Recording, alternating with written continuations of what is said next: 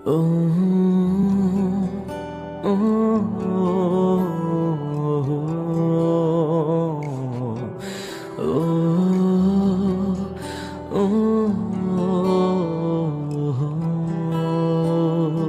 তারপর ভিতরে ঢুকে পড়ি। সিসিটিভি ফুটেজ নিয়ে চিন্তা করছি না, কারণ এগুলোই সরাতে এসেছি। তারপর অনেক সাবধানতার সাথে যে রুমে কম্পিউটার আছে ওটাতে এসে হার্ড ডিস্ক আর এসএসডি কার্ড খুলে আবার ওই বাসা থেকে বেরিয়ে আসি। যাক, কোনো ঝামেলা হয়নি। বুঝলাম না এই পুলিশ নিয়ে কেন এগুলো চুরি করালো। বাসায় চলে আসি, এসে দিলাম ঘুম। পরের দিন সকালে ঘুম থেকে উঠে ম্যাডামের নাম্বার খুঁজে ফোন দিলাম। প্রথমবার ফোন দিতেই রিসিভ করলো। আসসালামু আলাইকুম ম্যাম। ওয়ালাইকুম আসসালাম। বলো, কাজ শেষ হয়েছে? তুমি ওগুলো তোমার সাথে করে নিয়ে এসো? জি ম্যাম, আমি এখনই বের হব। আপনি আমার সাথে হোটেলের সামনে দেখা করবেন। তারপর ফোন কেটে দিয়ে রেডি হয়ে একটা ব্যাগে করে নিয়ে চলে আসি। তারপর তারপর ওগুলো পুলিশ নিয়ে চলে যায়। আমিও আমার কাজে মন দিলাম। এমনভাবে কয়েকদিন গেল। পুলিশ নিয়ে প্রতিদিনের মতো আজকেও খেতে এসেছে। তবে আজকে কেমন খুশি খুশি লাগছে। কী ব্যাপার ম্যাম, আজকে আপনাকে অনেক খুশি খুশি লাগছে যে? তুমি ওগুলো তোমার সাথে করে নিয়ে এসো। তোমাকে ধন্যবাদ। তোমার জন্য মেয়েটা ন্যায় বিচার পেয়েছে। যেহেতু ওই বাসার সব ঘটনাই ঘটেছিল, সেহেতু সব ফুটেজ রেকর্ড হয়েছিল। তারা ভাবেনি যে এটা কেউ চুরি করতে পারবে। তোমার জন্য সব কিছু হয়েছে, তাই তোমাকে অনেক ধন্যবাদ। ও আচ্ছা, ভালো তো। কিন্তু পরে আর কোনো কাজ করে দিতে পারবো না। আমি চুরি ছেড়ে দিতে। এই, তোর আর কোনো কাজ নেই? একজনের কাছে এমনভাবে দাঁড়িয়ে থাকলে হবে? আচ্ছা থাকেন, মালিক রেগে গেছে। তারপর কাজ করতে লাগলাম। পুলিশ খেয়ে চলে গেল আর আমিও আমার মতো কাজ করতে লাগলাম। রাতে একজনকে আমার পছন্দ হয়েছে। ও ওস্তাদ, তো মেয়েটা কে শুনি? মেয়েটা কি জানে তুমি তাকে পছন্দ করো? আরে না, এ কথা জানলে বা বুঝতে পারলে আমার কপালে দুঃখ আছে। এটা ভালোবাসা না রে পাগলা, এটা অনেক বড় অপরাধ। ভালোবাসা অপরাধ কেন হবে শুনি? কি ভুলভাল বলছো তুমি? অবশ্যই অপরাধ। যদি তুই তোর থেকে সুন্দর কাউকে ভালোবাসিস তাহলে তুই অপরাধী। যদি তুই তোর থেকে বেশি শিক্ষিত কাউকে ভালোবাসিস তাহলে তুই অপরাধী। তুই যদি তোর থেকে বড়লোক কাউকে ভালোবাসিস তাহলে অপরাধী। তুই যদি বেকার হয়ে চাকরিজীবী কাউকে ভালোবাসিস তাহলে অপরাধী। ওস্তাদ, মনে হচ্ছে বড়লোকের মেয়েকে পছন্দ করেছে। তাহলে বস ভুলেই যাও। ওগুলো তোমার থেকে জোসান জোসান দূরে। সে থাকে আলিশান বাড়িতে, আর তুমি থাকো বস্তিতের কুঁড়ের ঘরে। যদি মেয়েটা জানে তাহলে তোমাকে জোতা পিটা করবে ওস্তাদ। তার জন্য তো বলবো না, শুধু দূর থেকে দেখবো। সে যাই হোক, পছন্দ তো থাকতেই পারে, তাই না? পছন্দ করা তো খারাপ কিছু না। সে বাদ দিয়ে তোর কি খবর? আমার সব কিছু তো ঠিকই আছে। এবার বেতন পাইলেই বিয়েটা করে নিব। ও আচ্ছা, বিয়ে কর, বাচ্চা পয়দা কর, তারপর আমি বিয়ে করলে করব। তারপর শান্তর সাথে আড্ডা দিয়ে রাত 11টার দিকে বাসায় চলে আসি। এসে ঘুমিয়ে পড়ি। এমনভাবে বেশ কিছুদিন চলে গেল। আজকে হোটেল বন্ধ ছিল, কারণ মালিকের বাবা মারা গেছে। তাই আমারও ছুটি। আজকে কেন জানি রাতে ঘুরতে মন চাইলো, তাই রাতে একটু বাইরে ঘুরতে বের হলাম। এখন রাত 1টা বাজছে। পুরান দিনের অভ্যাস ভোলা কি যায়? হঠাৎ কানে আওয়াজ আসছে, কেউ মৃদু গলায় বাঁচাও বাঁচাও বলছে। কারো কোনো সমস্যা হলো না তো? আওয়াজ যেদিক থেকে আসছে ওইদিকে এগিয়ে গেলাম। একটু গিয়ে যেতেই দেখি একটা মেয়ে। লাইট মেরে দেখি শরীর রক্তাক্ত হয়ে আছে। রক্তের কারণে মুখটা চেনাও যায় না, তবে শরীরের গঠন দেখে মনে হচ্ছে এটা মেয়ে। এই যে শুনছেন, কিন্তু মনে হচ্ছে জ্ঞান নেই। কি করব বুঝতে পারছি না। কে এই মেয়ে? মেয়েটার পকেটে হাত দিলাম ফোন দেখার জন্য, আর পেয়েও গেলাম। অন করতে দেখি লক করা। স্ক্রিনে তার কোনো পিকও নেই। কি করব বুঝতে পারছি না। এমনভাবে ফেলে যাব? যদি মারা যায় তখন কি হবে? আমি যদি ফেঁসে যাই তখন কি হবে? কী যে করব বুঝতে পারছি না। এখান থেকে তো মেইন রাস্তা 10 থেকে 15 মিনিট হেঁটে যাওয়া লাগবে। যা করা তাড়াতাড়ি করতে হবে। মেয়েটার ফোনটা আমার পকেটে রাখলাম। তারপর মেয়েটিকে কোলে নিয়ে হাঁটতে লাগলাম। আল্লাহ, যেন একটা গাড়ি অথবা কিছু পাওয়া যায়। 20 মিনিট পর রাস্তায় এসে পৌঁছালাম। মেয়েটাকে নিয়ে আসতে গিয়ে ক্লান্ত হয়ে গেছি। কোনো গাড়ির খোঁজ নেই। কী যে করব? এখান থেকে হাসপাতাল আরও 10 মিনিট দেরি। এতটুকু যখন আসতে পেরেছি তখন বাকিটুকুও যেতে পারবো। একটু দম নিয়ে হেঁটে চলে এলাম হাসপাতালে। ডাক্তারের কাছে গিয়ে বললাম ডাক্তারের কাছে গিয়ে বললাম, ডাক্তার কোনো কিছু বললেন না, আগে আপনি ওনাকে ইমার্জেন্সিতে নিয়ে যান। এটা পুলিশ কেস, আগে পুলিশকে ইনফর্ম করতে হবে, তারপর ওনাকে অ্যাডমিট করতে পারো। আরে ডাক্তার সাহেব, ততক্ষণে যদি মারা যায়। আচ্ছা, আমি একজন পুলিশকে চিনি, আমি সবটা দেখে নিব। আপনি এখন ওনাকে নিয়ে যান। আগে পুলিশকে ইনফর্ম করেন। এই ডাক্তারদের নিয়ে ঝামেলা। এদিকে একজন মরতে বসেছে আর উনি পুলিশ পুলিশ করে মরছে। আমার ফোন বের করে পুলিশ নিয়ে নাম্বার খুঁজে ফোন দিলাম। দেউর শালা, এতক্ষণ মনে আসেনি কি জন্য যে পুলিশ নিকে একটা ফোন দিই। দেখি আমার পকেটের ফোনটা বাজছে। কি? এটা পুলিশ নি? ডাক্তার, এটা তো পুলিশ নি, আমাদের থানার অফিসার। আমার কথা বিশ্বাস না হলে আপনি ওনার মুখের উপর থেকে রক্তগুলো পরিষ্কার করেন। আচ্ছা, আমি দেখছি। নার্স, নার্স, তাড়াতাড়ি ওনাকে ইমার্জেন্সিতে নিয়ে যাও। তারপর নার্স এসে পুলিশনিকে নিয়ে যাই আর ডাক্তারও চলে যায়। বেশ অনেকক্ষণ পরে ডাক্তার বের হয়ে এলো। আমি এতক্ষণ চুপচাপ বসেছিলাম। ডাক্তার, উনি ঠিক আছে? কী অবস্থা ওনার? Out of ডেঞ্জারার। এখন কখন জ্ঞান ফিরে দেখা যাক। ওনাকে কেউ মেরেছে, তার জন্য এমন অবস্থা। শরীরে বেশ অনেক জায়গায় কেটে গেছে, বিশেষ করে মাথায় আঘাত করেছে বেশি। যারা এই কাজ করছে ওরা চেয়েছিল ওনাকে মেরে ফেলতে, কিন্তু আল্লাহ হয়তো ওনাকে বাঁচাতে চাই, তাই আপনাকে দিয়ে হাসপাতালে নিয়ে আসিয়েছে। আর কিছুক্ষণ এভাবে থাকলে হয়তো শরীরে রক্ত শূন্য হয়ে মারা যেত। আপনি ওনার কি হন? আমি ওনার কেউ না, এমনি ওনাকে কাজের মাধ্যমে চিনি। আচ্ছা, আমি এখন তাহলে যাই। আর এই নেন ওনার ফোন। আমি কত মাথা মোটা, আমার মাথায় একবারেও আসেনি যে ওনাকে ফোন দিয়ে দেখি। আর ফোন দিয়েও কি হতো, ঘুরে উনি তো এমনভাবে পড়েছিল। আচ্ছা ঠিক আছে, আপনি যেতে পারেন। জি। আমি হাসপাতাল থেকে বেরিয়ে আবারও হাঁটতে হাঁটতে চলে এলাম বাসায়। বাসায় আস্তে আস্তে রাত 4টা বেজে গেল। গোসল করে শার্টটা আর প্যান্ট ভালোভাবে পরিষ্কার করে নিলাম, না হলে দেখা যাবে রক্তের দাগ থেকে যাবে। এসে বিছানায় শুতে শুতে ঘুমিয়ে পড়ি। সকালে ঘুম ভাঙলো ফোনের রিংটনে। এই রে, 9টা বাজে। ফোনের দিকে তাকিয়ে দেখি পুলিশ নিয়ে ফোন দিয়েছে। ওনার কি জ্ঞান ফিরেছে? না ফিরলে কে ফোন দিচ্ছে? কোথায় আছো তুমি? রিসিভ করে সালাম দিলাম। আসসালামু আলাইকুম। জি বলেন। এই তো ম্যাম, আমার বাড়িতে বিছানায় আপনার ফোন পেয়ে ঘুম থেকে উঠলাম। ও আচ্ছা, তুমি কি একটু হসপিটালে আসবা? ম্যাম, আমার তো কাজে যেতে হবে, এমনি দেরি হয়ে গেছে। না জানি কত কথা শোনা লাগবে আজকে। ও আচ্ছা, কাজ শেষ করে তাহলে রাতে দেখা করো। আচ্ছা ঠিক আছে ম্যাডাম। তারপর ফোন কেটে দেখি মালিক কয়েকবার ফোন দিয়েছে। আমি ফোন দিতেই রিসিভ করলো। কোথায় আছিস তুই? তুই কাজে আসিস নি কি জন্য? তোর কি কাজ করার ইচ্ছে নেই? একটা কাজে ফেঁসে গেছিলাম, তাই রাতে ঘুমোতে পারিনি। ঘুমাতে অনেক দেরি হয়ে গেছিল। আমি এখনই আসছি। তাড়াতাড়ি আয়। জি। তাড়াহুড়ো করে উঠে ফ্রেশ হয়ে চলে আসি হোটেলে। আবারও মালিকের কাছে বকা খেতে হলো। ধুর, অন্যের অধীনে কাজ করার এটাই ঝামেলা। না, এবার নিজে কিছু করতে হবে। কোনো স্বাধীনতা নেই। একটু এদিক ওদিক হলেই কথা শোনাই। কাজ শেষ করে রাতে ফলমূল নিয়ে হাসপাতালের ভিতরে এসে পুলিশনিকে যে রুমে রাখা হয়েছে সেই রুমের সামনে এসে দেখি পুলিশ পাহারা দিচ্ছে। আরে তুই যা যা, ম্যাডাম তোর জন্য অপেক্ষা করছে। জি। তারপর রুমের ভিতরে এসে দেখি চুপচাপ শুয়ে আছে। এখন আপনার কি অবস্থা? এগুলো নিয়ে আসার কি প্রয়োজন ছিল? আপনি অসুস্থ, তাই নিয়ে এসেছি। আর আমি যতটুকু জানি অসুস্থ কাউকে দেখতে গেলে হাতে করে কিছু নিয়ে যেতে হয়। সে যাই হোক, আপনার এমন অবস্থা কিভাবে হলো? কে করেছে সেটা বুঝতে পারছি, কিন্তু যথেষ্ট প্রমাণ আমার কাছে নেই। আগে সুস্থ হইনি, তারপর ওদের ব্যবস্থা করব। ও, আপনার বাসার লোকজন কাউকে দেখি না যে। আপনার বর কোথায়? আব্বু আম্মু ছিল, চলে গেছে, আর বিয়েই করিনি, তো বর কোথা থেকে আসবে? আমি ভাবলাম আপনি বিবাহিত, একটা বাচ্চাও আছে, আর এখন বলেন বিয়ে করেননি। আপনি কি আমার সাথে মজা করছেন? তুমি কি আবার বেয়াই যে তোমার সাথে মজা করব? না, তেমন না। এখন কেমন অনুভব করছেন? চাকরি করতে করতে এমন শত্রু বানিয়েছেন যে আপনাকে প্রাণে মেরে ফেলতে চাই। কি আজব চাকরি! অন্য কোনো চাকরি করতেন, ওটাই ভালো। আরে রাখে আল্লাহ মারিকে, আমার কিছুই হবে না, তবে অপরাধীদের অনেক কিছুই হবে। ও আচ্ছা, কথা কম বলেন, না হলে মাথায় সমস্যা হবে। আর আমি এখন যাই ম্যাম।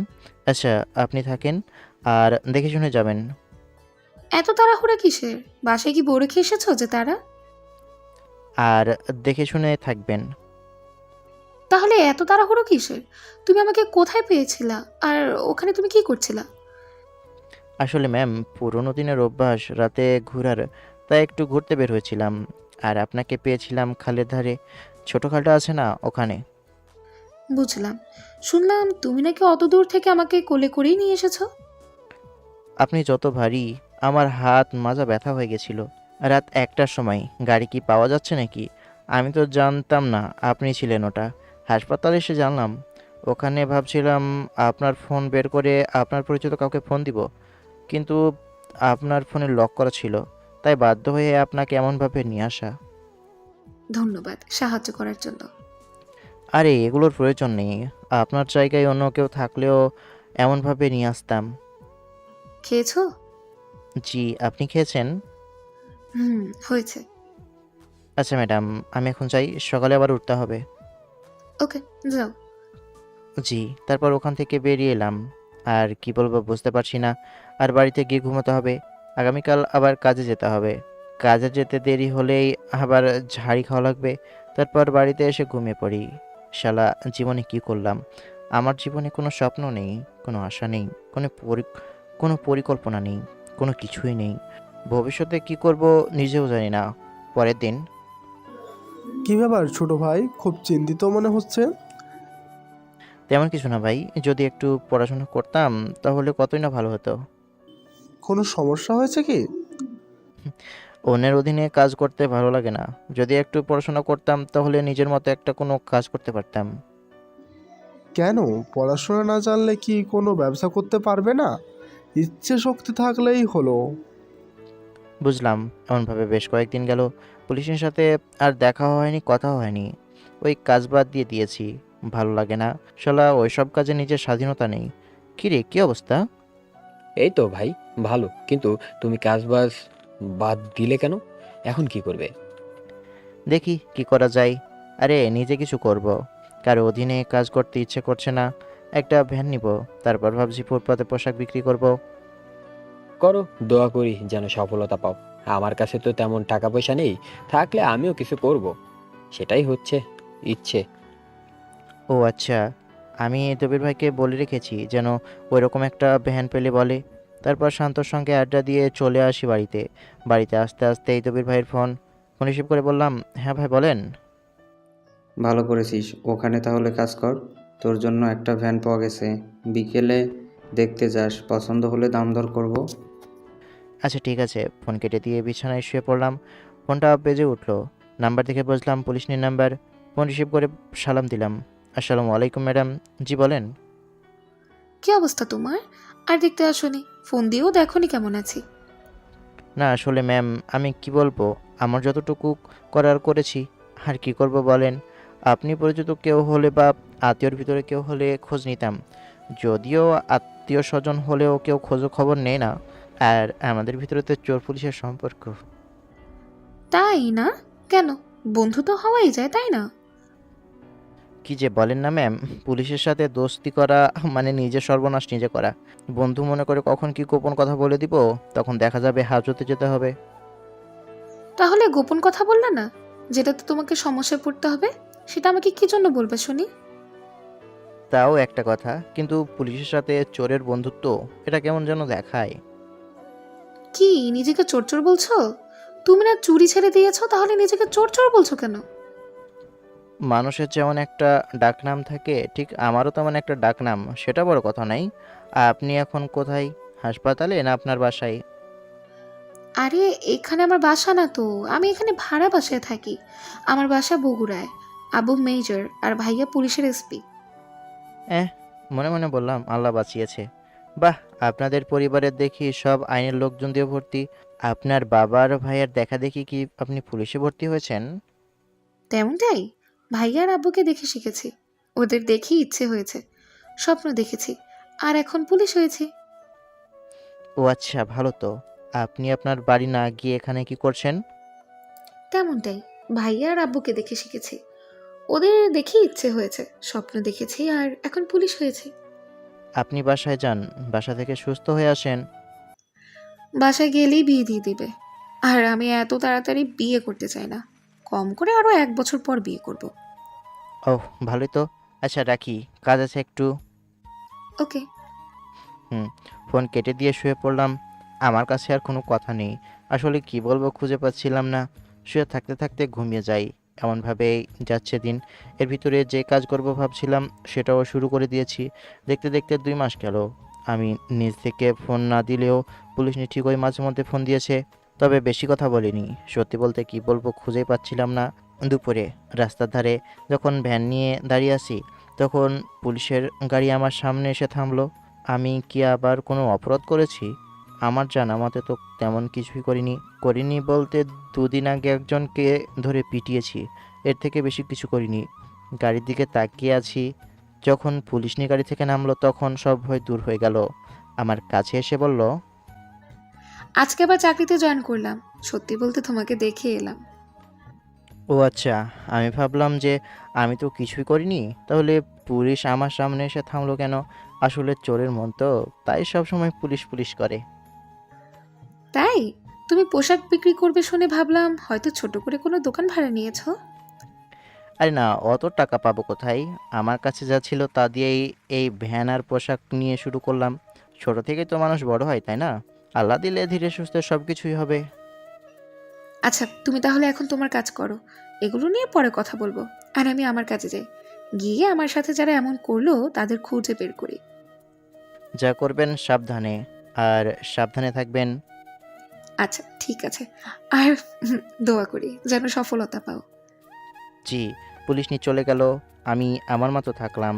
রাত 9টার দিকে বাসায় চলে আসলাম। তারপর হিসেব করতে বসলাম, কত লাভ হলো। দিন শেষে দেখলাম ভালোই বেচাকেনা হয়েছে। গতকাল ছিল 300 আর আজকে 700, তবে গত পরশুদিন ছিল আবার 800। দেখি মাস শেষে কত টাকা লাভ লোকসান হয়। ফ্রেশ হয়ে চলে এলাম খেতে, দেখি আজকে শান্ত আছে। কি রে, কি অবস্থা তোর? এই তো ওস্তাদ, ভালো। তোমার কি খবর? এমনভাবে কতদিন বাইরে খাবি? এবার বিয়েটা করে নে, তাহলে তো তোর বাড়িতে খেতে পারিস। বিয়ে করবি করবি করে আজকে 3 মাস হয়ে গেল, কিন্তু বিয়ে করলি না। আমার ঘরের চালা ঠিক করতে হবে ভাই। এই মাস শেষ হলে ভাবছি ঘরের কাজ করব, তারপর বিয়ে করব। কিন্তু তোমার ব্যবসা কেমন চলছে? আলহামদুলিল্লাহ। তারপর কথা বলতে বলতে খেয়ে বিল দিয়ে বাইরে এলাম। দুজনে কিছুক্ষণ আড্ডা দিয়ে বাড়িতে এসে শুয়ে গেলাম। শুয়ে আছি, তখন ফোন ভাইব্রেশন হচ্ছে। ফোনের দিকে তাকিয়ে দেখি পুলিশ নিয়ে ফোন দিয়েছে। আসসালামু আলাইকুম, কেমন আছেন ম্যাডাম? আলহামদুলিল্লাহ ভালো, তোমার কি অবস্থা? আলহামদুলিল্লাহ ভালো। খাবার খেয়েছেন? হুম, হয়েছে। তোমার? জি। কি করেন, আর কাজ নেই আজ? না, আজকে কোনো কাজ নেই, তবে আগামীকাল থাকবে। ও আচ্ছা, আপনার আম্মু কি চলে গেছে? না, যাইনি, আর কয়েকদিন পর যাবে। আচ্ছা, তুমি এসব কোথা থেকে কেনো? এই তো, পাইকারি বাজার থেকে। কেন, তুমি ফ্যাক্টরি থেকে নিতে পারো না? তাহলে তো আরো বেশি লাভ হবে। কিভাবে নিব, কোনো উপায় নেই। আর আমরা ক্ষুদ্র ব্যবসায়ী, আমাদের কথা ওরা শুনবেও না। বেশি করে নিলেও হয়তো আমলে নিবে, না হলে আমাদের দিকে ফিরেও দেখবে না। কথা বলা তো দূরের কথা, আর ফ্যাক্টরি ঢাকায়, কিভাবে নিয়ে আসবো আর যাব? আমি তো কিছুই চিনি না, জানি না। আমার একজন ফ্রেন্ড টেক্সটাইল ফ্যাক্টরির সহকারী ম্যানেজার, যদি বলো তার সাথে কথা বলতে পারি। তা ঠিক আছে, কিন্তু ওনারা কি ধরনের পোশাক বানায়? আমি সবটা জেনে তোমাকে বলবো, তুমি নিবা কিনা বলো। কম সম করে দিতে পারলে তো ভালো, কিন্তু কথা হচ্ছে দিবে কিনা দেখেন। আর দেখেন এমনভাবে ছোট ব্যবসায়ীদের দেই কিনা, বা দেশে দেই না সব বিদেশে রপ্তানি করে। আচ্ছা দেখবো, একটা দোকান দিতে পারলে ভালো হতো না? টাকা নেই ম্যাডাম। টাকা আমি দিচ্ছি, যখন টাকা হবে তখন না হয় দিয়ে দিবা। অনেক টাকা লাগবে, আমি নিতে পারবো না। যদি লস হয় বা কোনো সমস্যা হয়, তাহলে আপনার টাকা আমি কিভাবে দিব? না ম্যাডাম, আমি আপনার কাছ থেকে টাকা নিতে পারবো না। তখন আপনার কাছে আমি বাধা হয়ে থাকবো। তোমার উপর আমার ভরসা আছে, আমি জানি তুমি চাইলেই পারবা। আরে, নিজের উপর ভরসা করে আর চেষ্টা তো করো। তুমি চেষ্টা না করে এমনভাবে হাল ছেড়ে দিচ্ছ কেন? অনেক টাকার প্রয়োজন, এত টাকা পয়সা আপনি কোথায় পাবেন? না না, এত টাকা আমি নিচ্ছি না। তুমি এত ভীতু জানতাম না তো, চেষ্টা না করে এসব বলা শুরু করে দিয়েছো। আহা, চেষ্টা তো করো। কিন্তু আপনি এত কিছু আমার জন্য করছেন কেন? দেখেন, টাকা দিবেন দেন, আমিও ওই সব ফেরত দিয়ে দিব। ওগুলোর বিনিময়ে আবার আপনার কোনো কাজ করে দিতে পারবো না, মানে চুরি আর কি। আমি আর ওই সব চুরি করতে পারবো না। আরে বাবা ঠিক আছে, তোমাকে দিয়ে কিচ্ছু করাবো না। আচ্ছা, কিন্তু আপনি আমার কাছে কতদিন পর টাকা নেবেন? না মানে কত মাস পর টাকা নিবেন? যখন তুমি দিতে পারবা তখনই দিও। আচ্ছা, তোমার কেমন মেয়ে পছন্দ? আমার আবার পছন্দ ল্যাংড়া, খোড়া, কানা, বইরা একটা মেয়ে হলেই হবে। আমার পছন্দ আর অপছন্দের কি আসে যায়? এটা কোনো কথা হলো? প্রতিটি মানুষের একটা পছন্দ অপছন্দ আছে। তোমারও পছন্দ আছে, অপছন্দ আছে, কিন্তু বলো যে বলতে চাইছো না। আসলে ম্যাম, আমার পছন্দ হলেই তো হবে না। আমি যাকে পছন্দ করি তাকেও তো আমাকে পছন্দ করা লাগবে। আমি কেমন আর আমার পছন্দ কেমন হতে পারে বুঝতেই তো পারছেন, তাই না? ও আচ্ছা, কাউকে তুমি পছন্দ করো? করেছিলাম, কিন্তু সে ধরাছোঁয়ার বাইরে। তা ওইসব চিন্তাভাবনা বাদ দিয়ে দিয়েছি। আপনার কাউকে পছন্দ নেই? আপনি তো অনেক সুন্দর। বয়ফ্রেন্ড তো অবশ্যই আছে। সত্যি বলতে ছিল একজন, কিন্তু বছরদের আগে ব্রেকআপ হয়ে গেছে। মানে ট্রেনিং থেকে এসে দেখি সে অন্য কারো হয়ে গেছে। ট্রেনিংয়ের সময় কথা বলতে পারতাম না, তাই সম্পর্কে গ্যাপ তৈরি হয়, কথা বলা বন্ধ হয়, তারপর ব্রেকআপ। ভুলটা আমারই ছিল, আমাকে বারণ করেছিল চাকরি করতে, কিন্তু আমার স্বপ্ন ছিল তাই চাকরি করা। ও, আপনার তার দিকটা ভাবা উচিত ছিল। আর তারও উচিত ছিল আপনার স্বপ্ন পূরণ করা। কিন্তু এত তাড়াতাড়ি আরেকটা সম্পর্কে চলে গেল, এটা কেমন যেন। যদিও না জেনে কারো সম্পর্কে কিছু বলা বা ভাবা উচিত নয়। সেটাই, আমি চাইছিলাম সম্পর্ক ঠিক করতে, কিন্তু সে করেনি। বলল যে যার সাথে এখন রিলেশনে আছে তার মনে আঘাত করতে পারবে না, তাকে ছেড়ে আমার কাছে আর ফিরতে পারবে না। এখন তারা দুইজনেই সংসারী। শুনলাম 5 মাস আগে বিয়ে করেছে। আমার বাসার পাশের বাসায় নাকি, মানে কয়েকটা বাসার পর তাদের বাসা। দেখা হয়, ওর বউকে দেখি অনেক কষ্ট হয়, খারাপ লাগে, তাই বাসাতে তেমন যায় না। ছুটি পেলে বাইরে ঘুরতে যাই, কিন্তু বাসায় যাই না। ও, বুঝলাম। তার উচিত ছিল অপেক্ষা করা। আর আপনার উচিত হয়নি রিলেশন করার। জানেন যে এই জব করবেন, তাহলে কেন গেলেন প্রেম করতে? আর একটা মানুষ কতটা অপেক্ষা করতে পারে? অপেক্ষা করা অনেক কঠিন। হুম, অপেক্ষা করা অনেক কঠিন। অপেক্ষার প্রহর শেষ হতে চায় না, মনে হয় দিন রাত যায় না, এক জায়গায় স্টপ হয়ে থাকে। ও আচ্ছা, তারপর আরেকটু পুলিশের সাথে কথা বলে ফোন রেখে দিয়ে ঘুমিয়ে পড়ি।